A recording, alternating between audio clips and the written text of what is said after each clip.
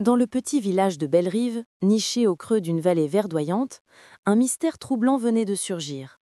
Chaque matin, depuis une semaine, les habitants découvraient l'eau du puits communal teintée d'une couleur étrange, parfois verte, parfois violette, et toujours avec une odeur bizarre qui rendait l'eau imbuvable. Le maire du village, M. Dupré, était désespéré. Les familles devaient marcher jusqu'à la rivière, à 2 kilomètres de là, pour chercher de l'eau potable. Les personnes âgées souffraient particulièrement de cette situation.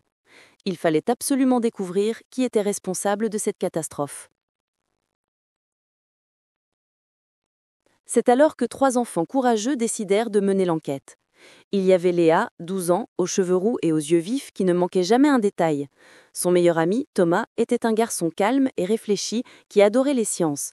Et puis il y avait la petite Sophie, 10 ans, qui connaissait tous les recoins du village mieux que personne. Le premier indice apparut un mardi matin. Sophie avait remarqué des traces de pas étranges autour du puits. Elles étaient petites, plus petites que celles d'un adulte, mais certainement pas celles d'un enfant du village. Les empreintes menaient vers la forêt qui bordait Bellerive au nord. Léa sortit son carnet et dessina soigneusement les traces. Thomas, lui, préleva un échantillon de l'eau colorée dans un petit pot en verre. Il remarqua que l'eau sentait vaguement la menthe et quelque chose d'autre qu'il ne parvenait pas à identifier. Ce n'était certainement pas du poison, sinon les animaux qui buvaient l'eau seraient tombés malades, ce qui n'était pas le cas. Les 3 amis décidèrent de monter la garde cette nuit-là. Cachés derrière le grand chêne près du puits, enveloppés dans leur couverture, ils attendirent patiemment. La lune brillait faiblement à travers les nuages. Le village dormait paisiblement. Soudain, vers minuit, une ombre se faufila entre les maisons. Sophie étouffa un cri de surprise. La silhouette était petite et se déplaçait avec agilité. Elle portait quelque chose sur son dos, comme un grand sac. L'ombre s'approcha du puits, regarda prudemment autour d'elle, puis versa le contenu d'une bouteille dans l'eau. Les enfants bondirent de leur cachette, mais au lieu d'un criminel dangereux, ils découvrirent un garçon d'environ 14 ans, aux vêtements usés et aux pieds nus. Ses yeux étaient remplis de peur. Il essaya de s'enfuir, mais Thomas lui barra le chemin. L'inconnu se mit à pleurer. Il ne parlait pas très bien le français, mais les enfants comprirent qu'il s'appelait Ravi et qu'il venait d'un pays lointain. Sa famille avait fui la guerre et vivait cachée dans la forêt depuis plusieurs semaines, terrifiée à l'idée d'être découverte et renvoyée. Mais pourquoi empoisonnait-il l'eau du puits ? Ravi secoua vigoureusement la tête. Il n'empoisonnait rien du tout. Il essayait au contraire de purifier l'eau avec des plantes médicinales que sa grand-mère lui avait apprises à utiliser. Dans la forêt, il avait remarqué que l'eau de la source qui alimentait le puits était contaminée par quelque chose en amont. Les enfants échangèrent des regards perplexes. Si Ravi disait vrai, alors quelque chose polluait effectivement la source, et lui essayait simplement de la rendre buvable à sa façon maladroite. Mais qu'est-ce qui pouvait contaminer la source ? Le lendemain matin, guidés par Ravi, les 4 enfants remontèrent le cours de la petite rivière qui alimentait le puits. Ils marchèrent longtemps à travers la forêt, enjambant des racines et traversant des buissons épineux. Sophie faillit se glisser sur une pierre mouillée, mais Thomas la rattrapa juste à temps. Enfin, ils découvrirent la cause du problème.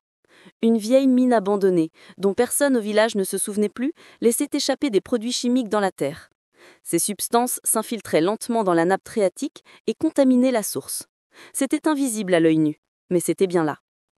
Les plantes que Ravi ajoutait dans l'eau changeaient sa couleur en réagissant avec les produits chimiques, rendant ainsi visible la contamination.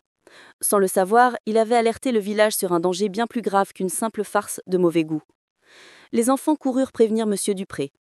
Le maire fit d'abord sceptique, mais quand Thomas lui montra les échantillons et les analyses qu'il avait faites avec le kit de chimie de son école, il dut se rendre à l'évidence. Des spécialistes furent appelés en urgence.